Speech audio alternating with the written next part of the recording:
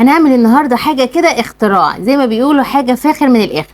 صينيه بطاطس باللحمه او طاجن بطاطس باللحمه، بس بافتكاسات وحركات جديده كده مخليه طعم اللحمه رهيب وطعم البطاطس كده دايبه دوب، مع طبعا طاجن برام رز معمر كده في الفرن. يا سلام على الطعم، حاجه في منتهى الجمال. يلا نشوف الجمال ده عملناه ازاي. نبتدي كلامنا بالصلاه على النبي، اللهم صل وسلم وبارك عليك يا رسول الله. اول حاجه انا عندي ترنشات بطاطس وشرايح فلفل اخضر وشرايح جزر وشرايح بصل، ومعايا كمان توم 4 فصوص توم مقطعاهم كويس. نزلت اللحمه بتاعتي قطع مقطعاهم قطع، عليها ملح وفلفل اسمر وشطه وكمون، مش بزود بهارات تانية خالص.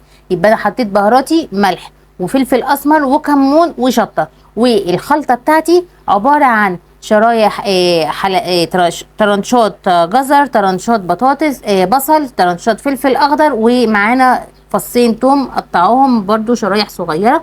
حطيت عليهم معلقه سمنه كبيره، وحطيت عليها كمان عصير طماطم فريش من عندك، وغلفيها بقى ودخليها الفرن بتاعك. حطينا طبعا الاسترتش الاول عشان خاطر يبقى عازل ما بين الحراري وما بين الاكل بتاعنا، ودخلناها الفرن وطلعناها.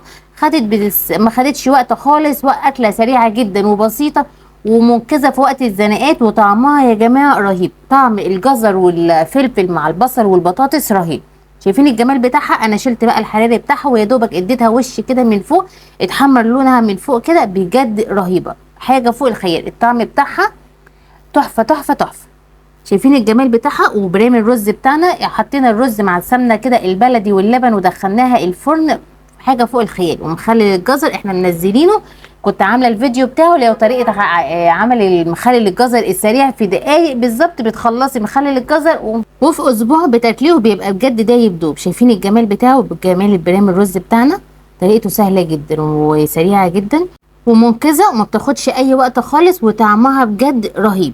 يعني تشرفك حتى في العزومات، تعمليها في العزومات تبقى اكله سهله وسريعه وطعمها بجد رهيب رهيب. البطاطس بتاعتنا يعتبر اكله اقتصاديه، لان هي حطي اي كميه لحمه معاكي، حطي اي حاجه. لو عجبكم الفيديو والطريقه يا ريت تدعمونا بالاشتراك في القناه واللايك والشير. اشوفكم ان شاء الله في فيديو جديد ووصفه جديده من قناه لمة العيله، والسلام عليكم ورحمه الله وبركاته.